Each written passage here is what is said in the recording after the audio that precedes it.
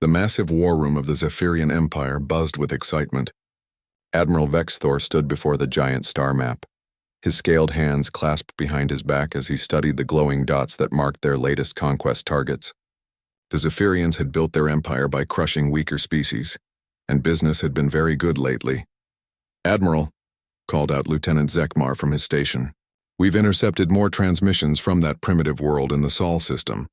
Vexthor's reptilian eyes gleamed with interest. "The third planet?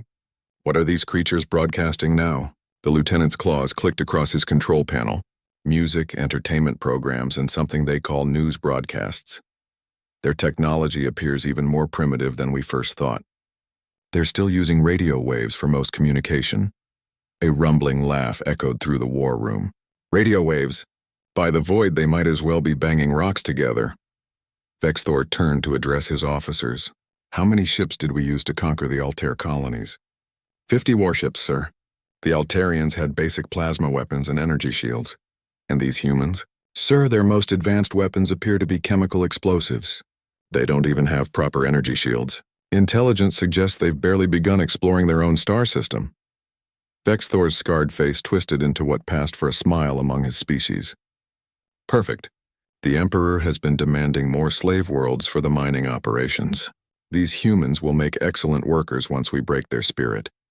Across the galaxy, in the gleaming chambers of the Galaxy Council, the day's session was proceeding with typical bureaucratic slowness. Representatives from dozens of species sat in their designated areas, discussing trade agreements and territorial disputes. The council chamber was a marvel of engineering, with translation devices ensuring that every species could communicate, despite their different languages and biology. Ambassador Cathara of the Luminari delegation shifted her crystalline form as she reviewed the day's agenda. Her people were known for their peaceful nature and deep curiosity about other cultures. Unlike many council members who saw the galaxy as a collection of resources and territories, she genuinely cared about the smaller, developing civilizations. "Order!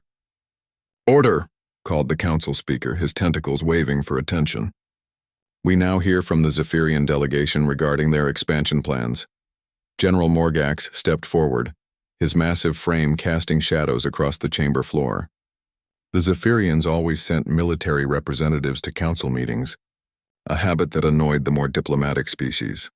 "Honored representatives," Morgax began, his voice carrying the arrogance typical of his people, "the Zephyrian Empire announces our intention to civilize the primitive inhabitants of Sol 3, also known as Earth."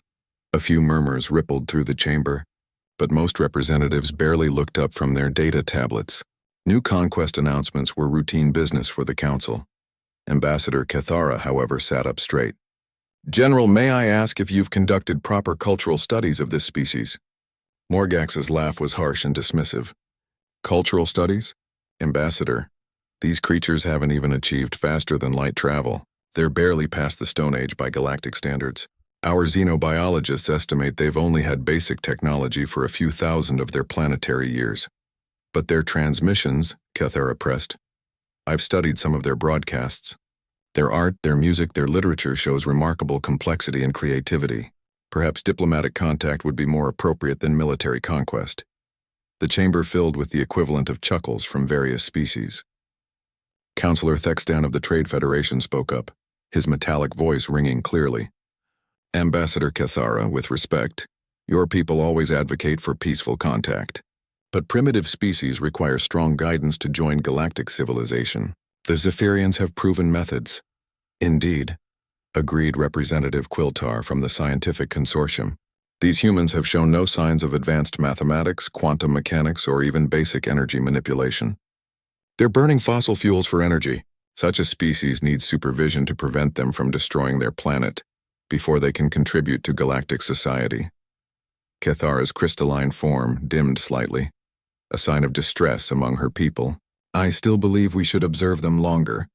There's something about their transmissions that suggests..." "Suggests what?" Morgax interrupted. "That they've invented poetry? Ambassador, we've conquered 17 species in the past century. We know how to handle primitives. Within one standard year, these humans will be productive members of the Empire, grateful for our guidance." The council speaker's tentacles waved dismissively. The Zephyrian expansion is noted and approved. Are there any formal objections? Cathara hesitated.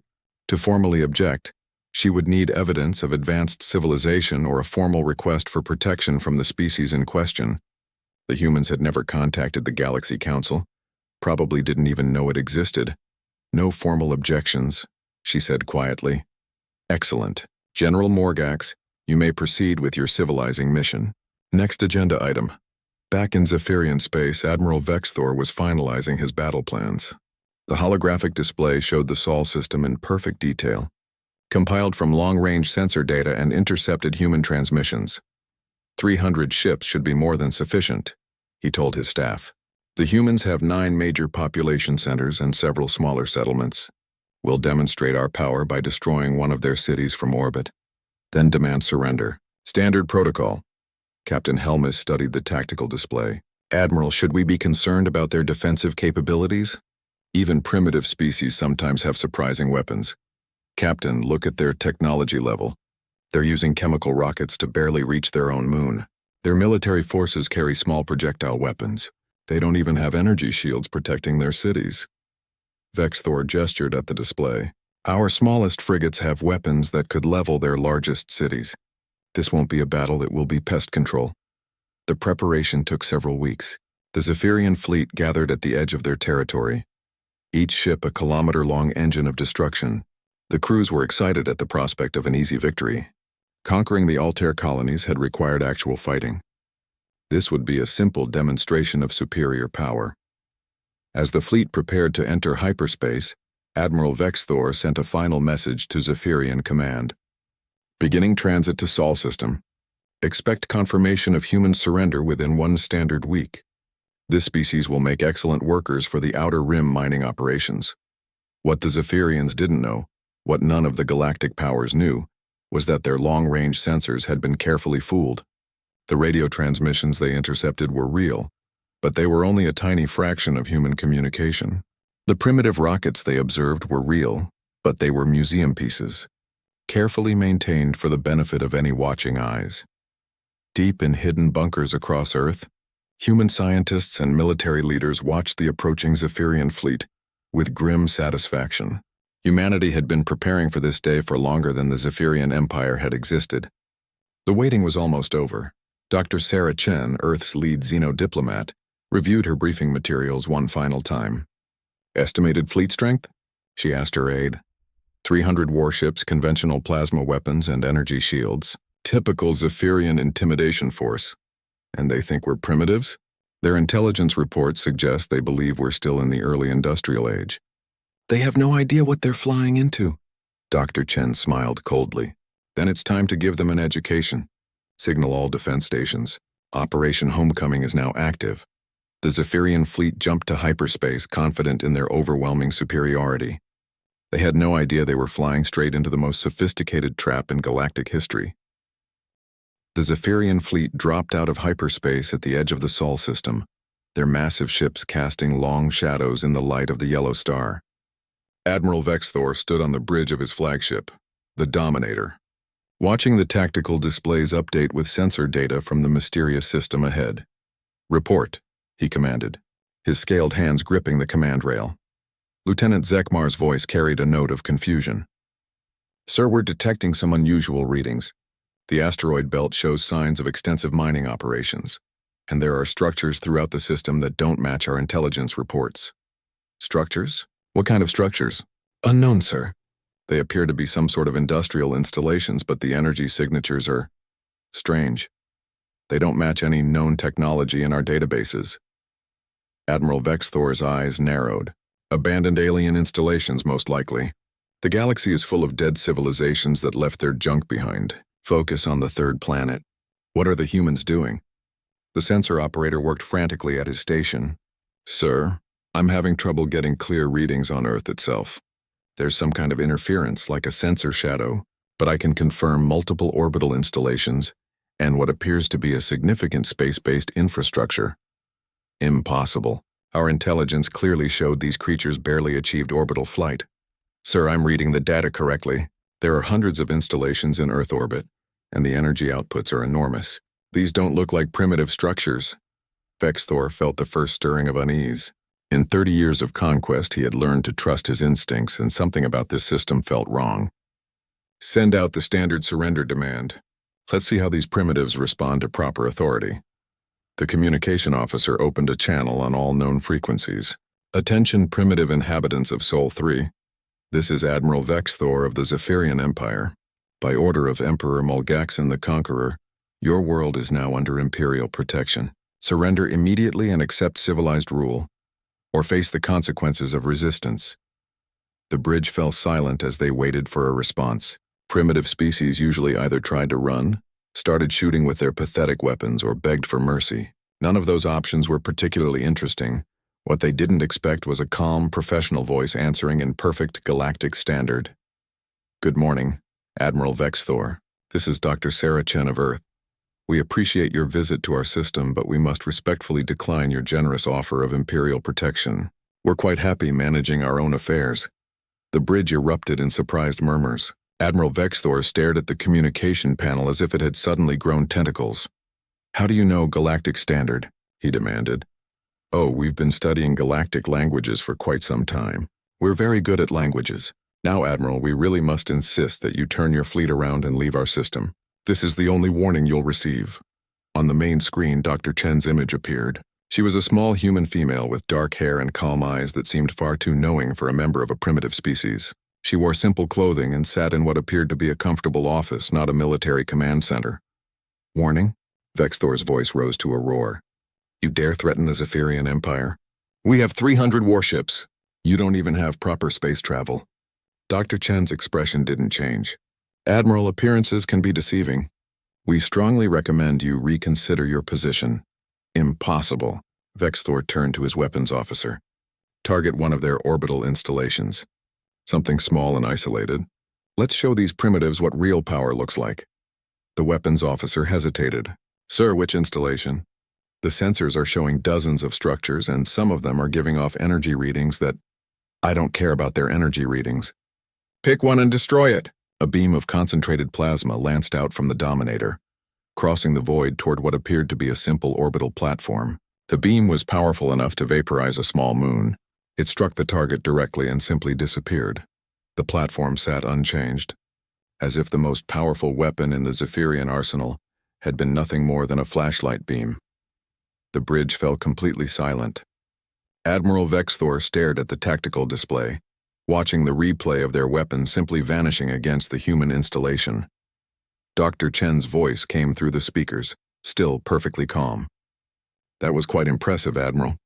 We clocked your plasma beam at approximately 847 terawatts. Very efficient design, though a bit wasteful with the energy conversion. We really do suggest you leave now. Impossible, Vexthor whispered. No shields are that strong. No primitive species could... Admiral, Dr. Chen interrupted gently. We're not primitive. We just prefer privacy. This is your last chance to withdraw peacefully. Captain Helmus leaned close to the Admiral. Sir, perhaps we should contact the Galaxy Council. If this species has advanced defensive technology, we may need reinforcements. But Vexthor's pride had been wounded, and wounded Zephyrian pride was a dangerous thing. Contact the Council? And admit that we were stopped by primitives? Absolutely not. All ships prepare for full assault. If they want to hide behind fancy shields, we'll see how they handle 300 ships firing at once. Throughout the Zephyrian fleet, weapon systems powered up, plasma cannons swiveled toward Earth, missile tubes loaded with planet-cracking warheads, and energy shields strengthened in preparation for return fire. Dr. Chen watched the preparations from her office deep beneath the Swiss Alps. Around her, banks of quantum computers processed information at speeds that would have seemed like magic to most galactic civilizations. The AI systems that helped coordinate Earth's defense were already calculating optimal response patterns. Ma'am, her aide reported, all defense platforms are ready. The nanoscale swarm is in position. Stealth fleet is standing by for deployment. And the Council? Monitoring all transmissions as expected. Ambassador Keithara seems concerned, but the others are treating this as routine business. Dr. Chen nodded slowly. Very well. Signal all stations. The Admiral has made his choice. Implement Protocol 7. Protocol 7, ma'am? Full defensive response? Full defensive response. It's time to show the galaxy what humanity has become. Back on the Dominator, Admiral Vex Thor raised his hand, ready to signal the attack. His sensors showed Earth hanging in space ahead, looking defenseless and vulnerable. The primitive humans had refused his generous offer of civilization. Now they would learn the price of defying the Zephyrian Empire. All ships, he commanded, fire at will. Destroy their orbital installations first, then target their population centers. Leave enough survivors to work the mines. 300 warships opened fire simultaneously. The space between the fleet and Earth lit up with enough energy to sterilize a dozen worlds. Plasma beams, fusion missiles, and antimatter torpedoes streaked toward their targets, carrying enough destructive power to crack planets. Admiral Vex Thor smiled with satisfaction. No matter how advanced their shields were, no primitive species could withstand that much firepower. The humans would surrender within minutes, begging for mercy, but as he watched the tactical display, his smile faded. The space around Earth was changing. Objects were appearing where none had been before, thousands of them, materializing out of empty vacuum like ghosts becoming solid. "What are those?" he demanded. Lieutenant Zekmar's voice shook as he read his instruments. "Sir, I'm detecting massive numbers of small craft. They're appearing all around us. Thousands of them. Tens of thousands. Impossible! Our sensors would have detected any fleet that large. Sir, they weren't there a moment ago. It's like they just materialized." Admiral Vex Thor stared at his displays as the human vessels surrounded his fleet like a swarm of angry insects. Each ship was small, maybe a tenth the size of his smallest frigate. But there were so many of them that they blocked out the stars. Dr. Chen's voice came through the speakers one last time. No longer gentle, carrying an edge of steel that made every Zephyrian on the bridge step back instinctively. "Admiral Vex Thor, you have attacked Earth. This was your choice. What happens next is no longer up to us." The human ships moved like living things. Admiral Vex Thor watched in growing horror as thousands of small vessels swarmed around his fleet. Their movements too coordinated, too perfect to be controlled by individual pilots. They moved like schools of fish or flocks of birds, each ship responding instantly to the movements of all the others. "Open fire on those ships," he commanded. "All point defense systems, maximum rate." The Zephyrian fleet's defensive weapons came alive, filling space with a deadly web of energy beams and explosive shells. But hitting the human vessels was like trying to swat individual raindrops in a storm. They flowed around the weapons fire like water, never where the targeting computers predicted they would be. "Sir," Captain Helmus reported, his voice tight with stress. "We're hitting nothing. Their movement patterns don't follow any known flight dynamics. It's like they know where we're going to shoot before we fire." Admiral Vex Thor gripped his command rail until his claws left marks in the metal. "Then target their world. If we can't hit their ships, we'll force them to defend their planet." But as he spoke, something impossible began to happen. The first of his ships, the heavy cruiser Bone Crusher, stopped firing. Its weapons simply went silent one by one until the massive warship hung dead in space. "Bone Crusher, report." Vex Thor barked into his communicator. Captain Yelthak's voice came back, filled with panic. "Admiral, we've lost all weapons control. The firing systems just shut down. Engineering reports that our own computers are fighting us." "What do you mean, fighting you?" "Sir, it's like something is rewriting our software in real time. Every time we try to restart a system, it shuts down again. Our shields are fluctuating, life support is having problems, and the navigation system keeps trying to plot a course away from Earth." Admiral Vex Thor felt ice in his veins. "How is that possible?" Lieutenant Zekmar looked up from his sensor station, his face pale with fear. "Sir, I'm detecting microscopic objects throughout the fleet. Millions of them. They're so small our sensors can barely register them, but they're everywhere." "What kind of objects?" "Unknown technology, sir. They appear to be some kind of nanoscale machines. They're infiltrating our ships through the hull, the air recycling systems anywhere there's an opening." As if summoned by his words, Vex Thor's own tactical display began to flicker. Error messages started appearing in languages he didn't recognize, and then his weapons controls went dark. Throughout the Zephyrian fleet, the same scene was playing out on every ship. Microscopic machines, too small to see and too numerous to count, were swarming through the vessels like a plague of technological locusts. But they weren't destroying anything. Instead, they were learning. Every computer system, every piece of software, every electronic device was being studied, understood, and then gently reprogrammed. The nanomachines worked with surgical precision, keeping life support systems running while systematically disabling weapons and engines. In the Galaxy Council chambers, emergency alerts were flashing on every screen. The council members who had dismissed the human conquest as routine business now watched in stunned silence as their monitoring systems tried to make sense of what was happening in the Sol system. "This is impossible," breathed Councillor Thextan. "No species has nanoscale technology this advanced. The computational power required would be enormous." Ambassador Cathara's crystalline form pulsed with urgent light. "I tried to warn you. There was something different about the humans. Their transmissions showed levels of mathematical sophistication that suggested what?" demanded General Morgax, his confidence shaken for the first time in decades. "That they think differently than we do. Their approach to problems, their solutions, they don't follow standard patterns. They're not just advanced. They're advanced in ways we never considered." On the monitoring screens, they could see the Zephyrian fleet hanging helpless in space, while clouds of tiny human ships moved around them like predators, circling wounded prey. Back on the Dominator, Admiral Vexthor was discovering just how thoroughly his fleet had been compromised. His communications officer reported that their messages were being intercepted and analyzed before they could even send them. His navigation officer found that their computers now contained detailed maps of every Zephyrian world and military installation. "How do they know our star charts?" he demanded. "Those are classified beyond top secret." "Sir," his intelligence officer replied in a shaking voice, "I don't think they got them from us. I think they already had them. The level of detail here goes beyond our own maps. They know things about our worlds that we don't know ourselves."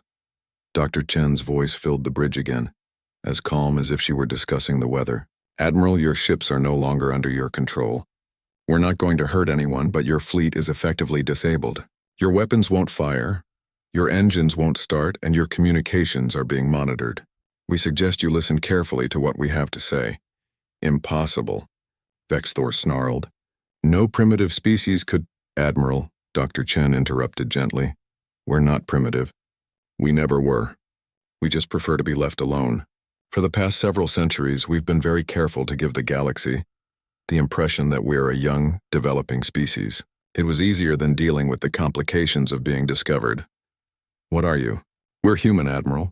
We've been human for a very long time, much longer than your empire has existed. We've watched civilizations rise and fall across the galaxy, while we perfected technologies that you haven't even imagined yet. On Earth, in command centers hidden deep underground, human technicians monitored the progress of the nanoscale swarm. Each microscopic machine was a marvel of engineering, capable of independent thought and action, while remaining connected to a vast network that spanned the entire solar system." "Conversion rate?" asked Dr. Chen's military liaison. 97% complete. All Zephyrian ships are under our control. No casualties reported, and their data, full download in progress. We now have complete intelligence on Zephyrian military capabilities, star charts, technology specifications, and political structure. The AI systems are already identifying their weaknesses and developing countermeasures for their entire civilization." Dr. Chen nodded approvingly. "Excellent. Signal the fleet to begin Phase 2. The human ships began to move in perfect formation around the disabled Zephyrian vessels, but instead of attacking, they began to demonstrate. Energy beams that could cut through asteroids carved delicate patterns in empty space. Missiles that could destroy moons performed intricate aerobatic displays. Shields that could stop planet-killing weapons flickered with mathematical precision. Admiral Vexthor watched the display with growing dread. Every weapon his fleet carried, the humans had better versions. Every defensive system his ships used, the humans could penetrate with ease. It wasn't just that they were more advanced. They were playing by completely different rules. "Admiral," Dr. Chen's voice carried a note of sadness, "your empire has conquered 17 species in the past century. Most of them never had a chance to defend themselves. But every conquest you made, every world you enslaved, every ship you built was observed and cataloged by human monitoring systems. You've been watching us? We've been watching everyone, Admiral. We've been watching the galaxy for a very long time. We know about the Trade Federation's illegal weapon sales, the Scientific Consortium's secret experiments, and the Council's plans for the Outer Rim territories. We know because knowledge is our greatest weapon. The tactical display showed the complete helplessness of his situation. 300 of the most powerful warships in the galaxy, reduced to floating scrap by an enemy they couldn't even see. "What do you want?" Vexthor asked, his voice barely a whisper. "We want you to leave, Admiral. We want you to go back to the Galaxy Council and tell them exactly what happened here. We want them to understand that Earth is not interested in conquest, expansion, or galactic politics. We just want to be left alone. And if we refuse?" Dr. Chen's voice turned cold as the space between stars. "Admiral, your ships are currently being held together by our nanomachines. Without them, your hulls would decompress, your engines would explode, and your life support would fail. We're being very polite by giving you a choice." Admiral Vexthor looked around his bridge at his terrified crew, then at the tactical displays showing his helpless fleet surrounded by technology he couldn't understand. "We'll leave," he said quietly. "We'll deliver your message. Thank you, Admiral. Oh, and one more thing. The nanomachines in your ships will remain there permanently. Think of them as insurance. If any Zephyrian vessel ever approaches Earth again, every ship in your fleet will simply stop working, everywhere in the galaxy, simultaneously." As the human ships began to withdraw, Admiral Vexthor realized with perfect clarity that he had just learned the most terrifying lesson of his military career. There were predators in the galaxy far more dangerous than the Zephyrian Empire had ever imagined, and they had been hiding in plain sight all along. The emergency session of the Galaxy Council was unlike anything in the organization's 1,000-year history. Representatives from every major civilization crowded into the chamber, their usual diplomatic composure replaced by barely controlled panic. The massive viewing screens displayed the tactical recordings from the Sol system, showing the complete neutralization of the Zephyrian fleet by an enemy that shouldn't have existed. Council Speaker Velterin called for order, his tentacles trembling with stress. The floor recognizes Admiral Vexthor of the Zephyrian Empire. The scarred reptilian stepped forward, his usual arrogance completely gone. Dark circles under his eyes showed that he hadn't slept since his fleet's humiliating retreat from Earth. When he spoke, his voice carried the hollow tone of a broken soldier. "Honored representatives, I must report the complete failure of our civilizing mission to Sol 3. The humans, they are not what we believe them to be." Murmurs of disbelief rippled through the chamber. General Morgax rose from his seat. "Admiral, explain yourself. How could a primitive species defeat the finest fleet in the galaxy?" "They're not primitive," Vexthor replied flatly. "They never were. Everything we thought we knew about them was carefully crafted deception. Their technology is centuries ahead of ours, possibly millennia. They defeated us without firing a single shot." The chamber erupted in chaos. Representatives shouted questions in dozens of languages while translation systems struggled to keep up. The idea that a species could be so advanced while pretending to be primitive challenged everything they thought they knew about galactic civilization. "Order!" Speaker Velteran's voice boomed through the amplification system. "The floor recognizes Ambassador Kethara of the Luminari." The crystalline being's form pulsed with urgent light as she stepped forward, carrying a data tablet that seemed too heavy for her delicate frame. "Honored colleagues, I have spent the past week analyzing every piece of information we have about humanity. With the Council's permission, I would like to present my findings." She touched her tablet and the chamber's central hologram activated, showing a three-dimensional map of the galaxy. Tiny dots of light marked the locations of various civilizations, connected by trade routes and communication networks. "This is our galaxy as we know it," Kethara began. 47 major civilizations, hundreds of minor species, all connected by the standard hyperlane network established 3,000 years ago.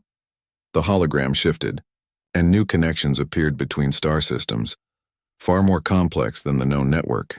This is the galaxy as it actually exists. Hidden communication arrays, monitoring stations, and sensor networks that we never detected, all of human construction.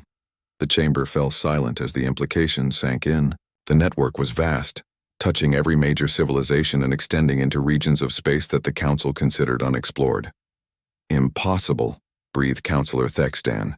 "Such a network would require resources beyond any single species.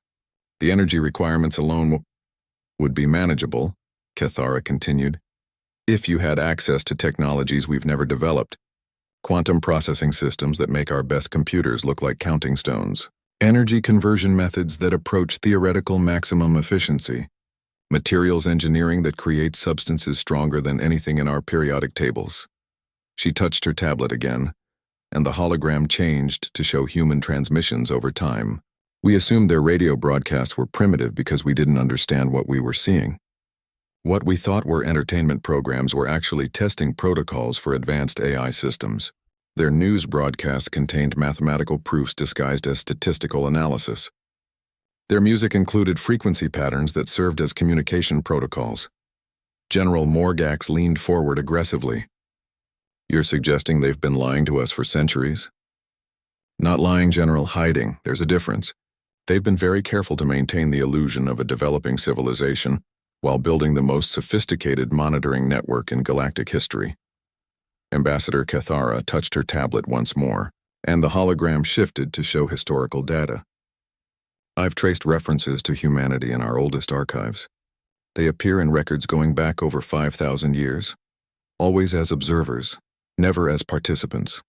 Different names, different ship designs, but always the same mathematical signatures in their technology.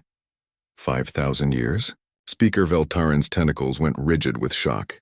That would make them older than the Zephyrian Empire, older than the Trade Federation, older than most of our civilizations. Exactly. They've been watching us grow up. The chamber erupted again as representatives realized the full scope of what they were learning. A species that had been secretly observing galactic civilization for millennia, accumulating knowledge and technology while pretending to be primitive newcomers. Counselor Quiltar of the Scientific Consortium stood up, his mechanical voice cutting through the noise. If this is true, why reveal themselves now? Why break their cover to defend against a single fleet? Before anyone could answer, the chamber's main communication system activated without authorization. Security alerts flashed as every screen in the room displayed the same image. Dr. Sarah Chen, sitting calmly in her Earth office. Good evening, honored representatives, she said, her voice carrying clearly through the chamber's speakers. I hope you don't mind the interruption, but it seemed like a good time to address some of your questions. Directly. Panic spread through the chamber as security officers realized that all their communication systems had been compromised, simultaneously. Dr. Chen continued speaking, as if she were having a casual conversation. Ambassador Cathara, your research is quite impressive. You've pieced together more of the truth than we expected anyone to discover. Yes, we've been watching the galaxy for a very long time. Yes, we've been hiding our true capabilities. And yes, we're much older than most of your civilizations. General Morgax found his voice first. What are you? What do you want? Dr. Chen's expression grew sad. We're human, General. We're the descendants of a species that once ruled this galaxy through conquest and domination. We built an empire that spanned 100,000 worlds, enslaved entire species, and came very close to destroying all intelligent life in our pursuit of absolute power. The chamber fell silent as the implications hit them. The humans weren't just advanced, they were the remnants of an ancient galactic empire. We learned eventually that power corrupts, that conquest breeds only more conquest, that empire inevitably leads to destruction. So we made a choice that no other species in galactic history has ever made. We voluntarily gave up our empire. Gave it up? Speaker Veltaran's voice was barely a whisper. We withdrew from galactic politics, freed our slaves, destroyed our weapons, and retreated to our home system. We spent the next 3,000 years developing technologies dedicated to peace, observation, and protection rather than conquest and control. Dr. Chen leaned forward slightly, her eyes seeming to look directly at each representative. We've watched your civilizations grow, learned from your mistakes and successes, and hoped that you would prove we were right to choose isolation over domination. And now? Asked Ambassador Cathara. Now we find ourselves disappointed. The Zephyrian Empire conquers primitive species for sport. The Trade Federation sells weapons to both sides of every conflict. The Scientific Consortium performs illegal experiments on sentient beings. You've created exactly the kind of galaxy we once ruled through fear. General Morgax rose angrily. You have no right to judge us. We have every right, General. We've been exactly where you are now. We know where this path leads because we've walked it to its conclusion. Galactic Empire ends in galactic destruction. It always has, and it always will. Dr. Chen stood up from her chair, and somehow the simple gesture seemed to fill the chamber with her presence. We revealed ourselves because Admiral Vex Thor's attack on Earth reminded us of something we had hoped to forget.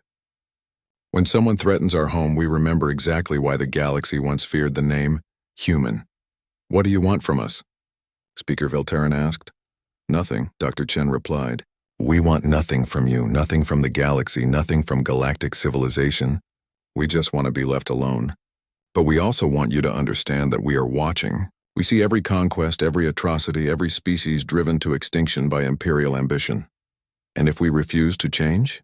Dr. Chen's smile was cold as the void between stars. Then you'll discover that our withdrawal from galactic politics was a choice, not a necessity. The technologies that defeated the Zephyrian fleet without casualties could just as easily destroy every ship, station, and world in the galaxy. We chose mercy, General. Please don't make us reconsider that choice. The hologram flickered and went dark, leaving the chamber in stunned silence. Every representative understood that they had just received both a warning and a history lesson from a species that could enforce either one. Ambassador Kethara was the first to speak. I move for immediate recognition of human sovereignty and the establishment of a formal non-aggression pact with Earth. Seconded, came voices from around the chamber. The vote was unanimous. 3 months after the Sol incident, as historians would later call it, the galaxy had settled into an uneasy new reality. The Galaxy Council chambers buzzed with nervous energy as representatives gathered for what many considered the most important session in their organization's history. Dr. Sarah Chen materialized as a hologram at the speaker's podium, her image crystal clear despite being transmitted across thousands of light years. The security systems that had once protected the chamber from unauthorized access now seemed quaint and primitive, compared to humanity's casual ability to appear whenever they chose. Honored representatives, Dr. Chen began, her voice carrying the same calm authority that had become both reassuring and terrifying to galactic leaders. I come before you today with an offer that I hope will benefit all our civilizations. Speaker Velteran's tentacles twitched nervously. The Council recognizes Dr. Chen of Earth. You have our full attention. Thank you.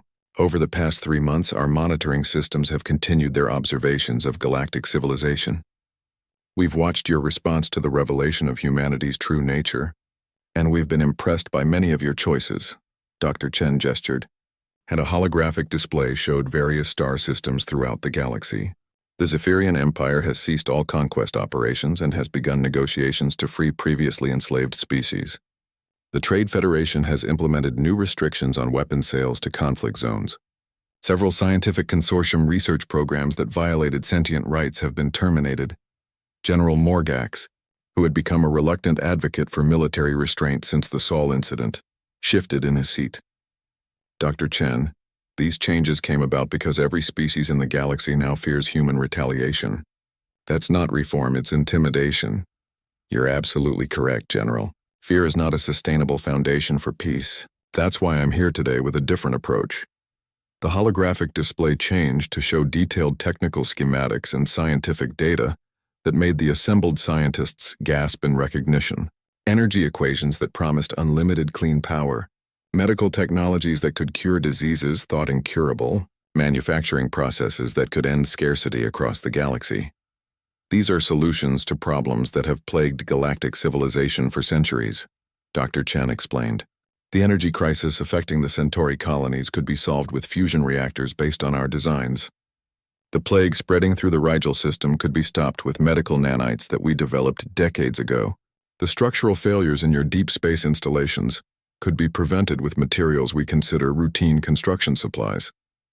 Counselor Thexadan's metallic voice carried a note of suspicion. And what do you want in exchange for these technologies? Nothing. The word hung in the chamber's air like a physical presence. Every representative stared at Dr. Chen's hologram, waiting for the catch, the hidden demand, the price that would make this offer make sense. Nothing? Ambassador Kethara asked, her crystalline form pulsing with confused light. Nothing, Dr. Chen repeated firmly. We're offering these technologies freely with only one condition. They must be shared. No species may claim exclusive access. No empire may use them to gain advantage over others. The knowledge belongs to everyone or it belongs to no one. Speaker Velteran leaned forward. Dr. Chen, this is unprecedented. Why would you share such valuable information without compensation? Dr. Chen's expression grew thoughtful. Because, Speaker, we learned something important during our years of empire. Knowledge hoarded is knowledge wasted. Technology used for domination becomes a tool of destruction, but knowledge shared freely becomes the foundation for civilization.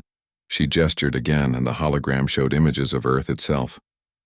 Cities that seemed to grow rather than being built, transportation systems that moved without pollution, people living in harmony with their environment.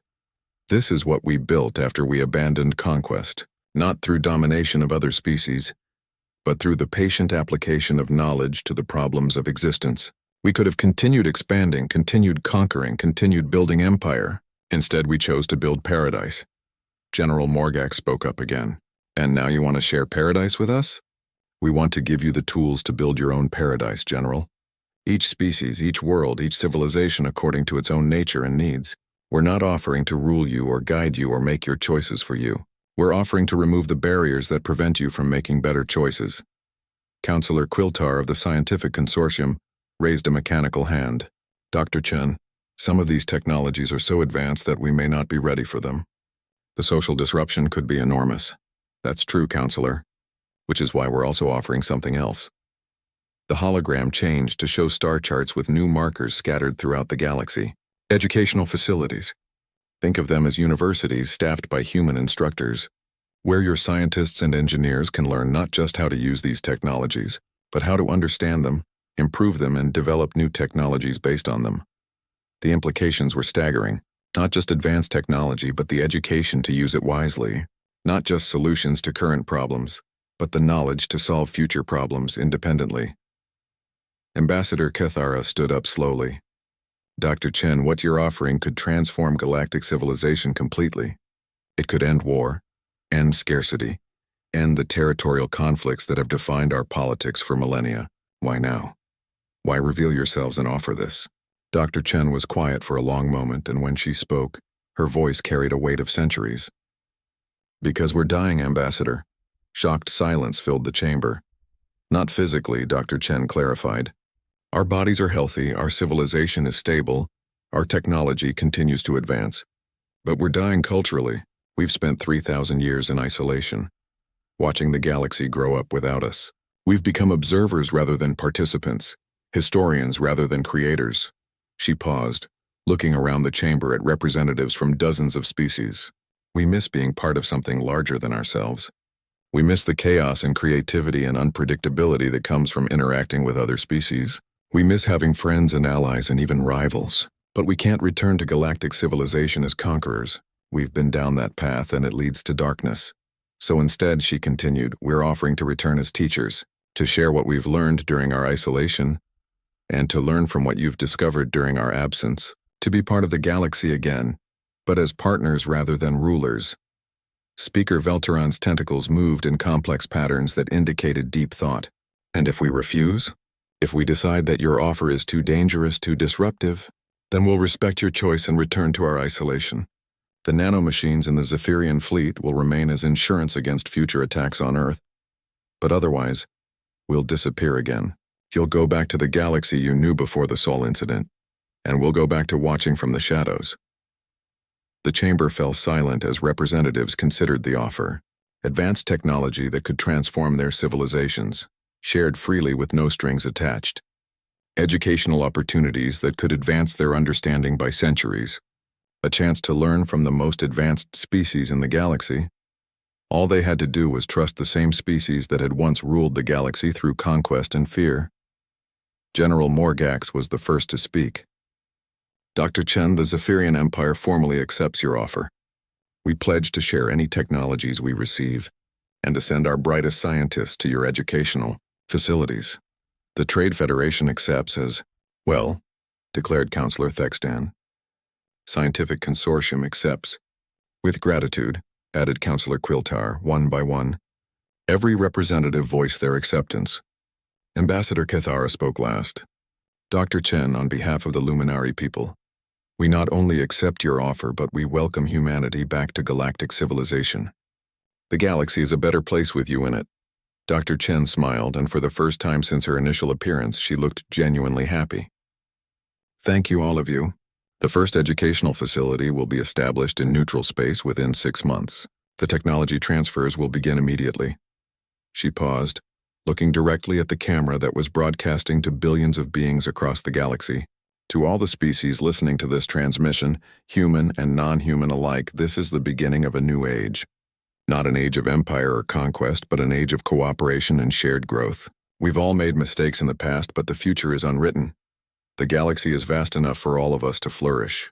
Let's make sure we all get the chance to try. As Dr. Chen's hologram faded, the representatives of the Galaxy Council sat in contemplative silence. They had just witnessed the end of one era and the beginning of another. The age of isolated civilizations competing for resources and territory was ending. The age of shared knowledge and cooperative growth was about to begin. And somewhere in the Sol system, humanity prepared to rejoin the galactic community they had once ruled, not as conquerors returning to reclaim their empire, but as teachers hoping to help their former subjects build something better than empire had ever been. The galaxy would never be the same.